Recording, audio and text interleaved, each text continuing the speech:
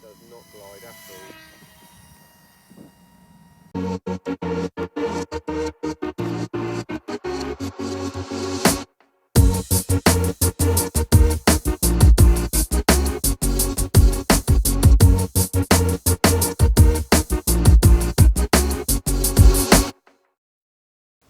Hi everyone, welcome back to the channel, and in today's video we're going to be reviewing Dancing Wings Sparrow balsa wood glider. We recently got this sent to us from Dancing Wings to review, so we're going to unbox it now and see what's inside. It's a very well packaged box, as you can see.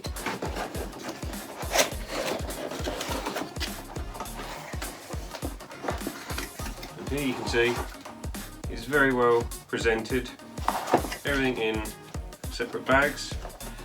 We've got a full, and they do sell this kit as in many options.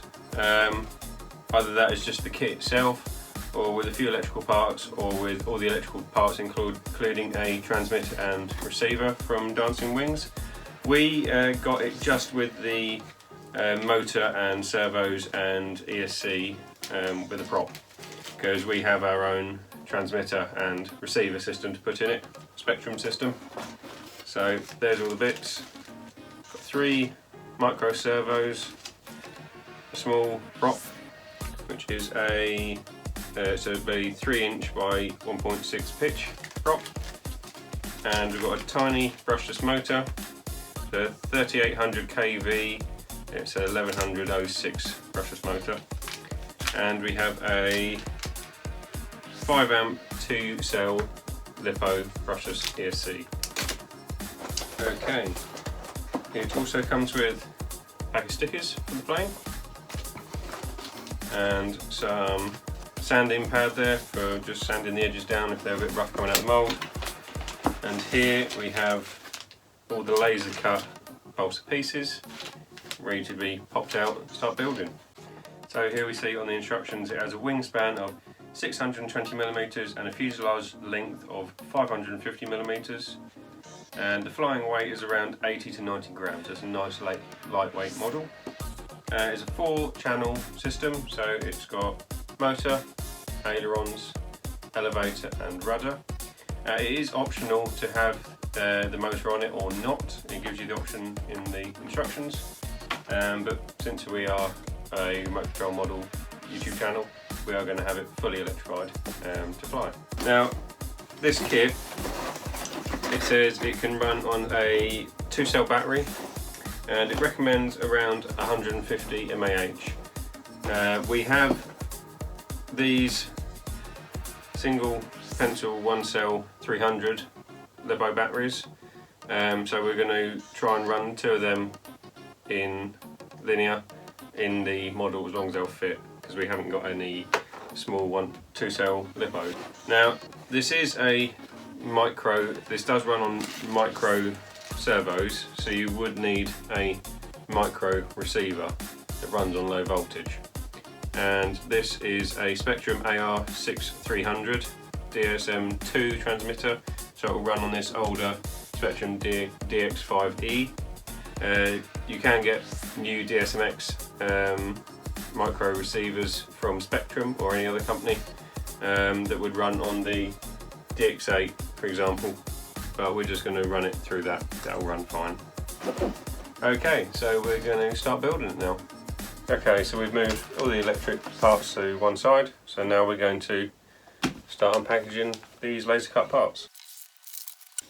So, as again, very well laser cut, as you can see there, very well detailed and very well packaged as well.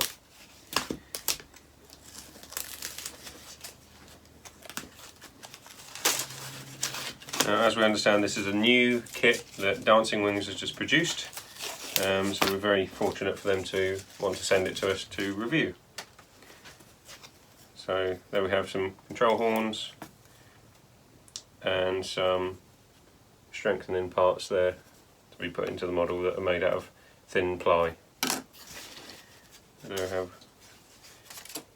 wing, other half of the wing, horizontal stabiliser, rudder and other parts of the fuselage.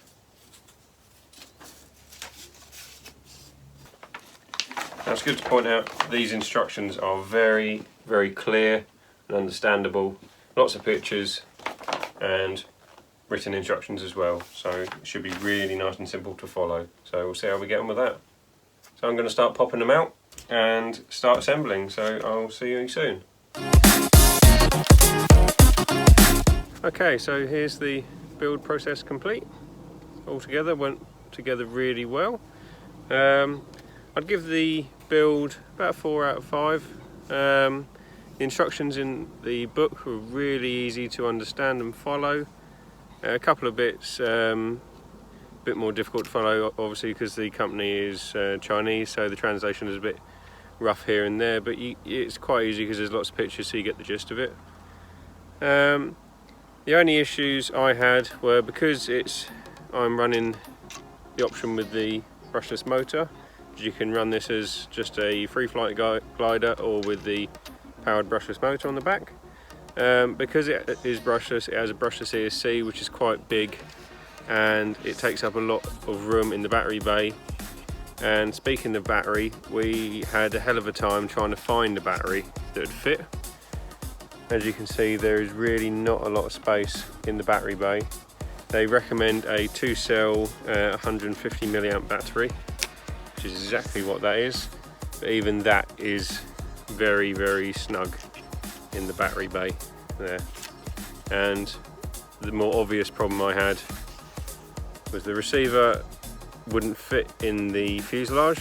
There's just nowhere near enough room in there, because you have 3 servos all in there, which are pretty much the width of the fuselage, even though they're ultra micro servos. It has a very simple elevator and rudder control, as you can maybe be able to see. It's just string, because the control surfaces at the rear are spring loaded with a little bit of rod, so when they relax they do bend back the other way, but when you tension it, it pulls the other way, and the same for the elevator. Ailerons are linked on one ultra micro servo there, which gives you the usual aileron controls. Because it is so micro, the only receiver I had could get hold of was a DSM-2 receiver, which meant I had to run it on an older Spectrum transmitter, which is fine, absolutely fine, worked absolutely fine. But the only trouble is, as you'll see in the maiden flight in a moment, that because these ailerons are so big, it is very, very twitchy on the roll. Whereas a transmitter like my DX8 Gen 2, you can dial down the rates and add expo, which would greatly help this model fly. But even so, it does fly pretty good. Now, this model is sold as a glider, although I wouldn't class it as a glider, because if you try any flight without the motor on, because it is so heavy with that motor right back there, it almost straight away dives to the ground. There's not a lot you can do. I have to fly this about 3/4 throttle just to keep it up in the air, and when you turn, all it wants to do is keep going. So it is quite, you do have to fight it a little bit. So it's not a beginner aeroplane. It may look, and I was expecting it to be, a beginner style aeroplane just because it is so simple with a used dihedral, but you'll see in the flight it is quite twitchy and a handful to fly at sometimes. Okay, so we're going to get this up in the air now.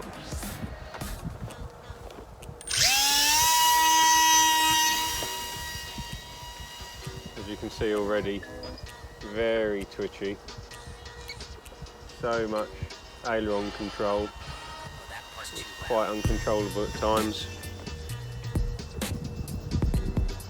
But I'm sure with a controller that has dual rates and expo, you could dial that right down but even so, it's very twitchy for a glider. And even though it's balanced, it has a very nose-high attitude, and I've tried making it more level in flight, but it doesn't make much difference, it just flies worse. So I shall get a bit of altitude. You can see I'm carrying 3/4 throttle, and as you can see on my right thumb I'm doing quite a lot just to keep it going. But I'll get a bit of altitude now, I'll show you a bit of gliding. Even though it's got a beefy brushless 2-cell motor, it is struggling to get altitude because it's so heavy. So we've got a bit of altitude now, we'll cut the motor. And you can see it just drops like a stone. It does not glide at all. So, as I said, build process, I gave it a 4 out of 5. Flying experience, I'm giving it 2 out of 5. Okay, we'll try and bring it in for a landing now.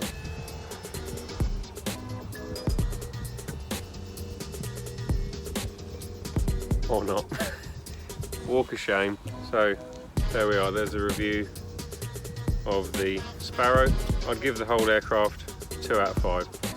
It's great looking, it flies well. Then 1 out of 10 times you can get it to fly well. It's quite difficult to launch and extremely twitchy in flight. It's not great for a glider, and as you've seen, does not glide at all when the motor is switched off. So I hope you found that review helpful, and make sure you subscribe because I've got another Dancing Wings model to review coming up called Dolphin, so that's coming next time.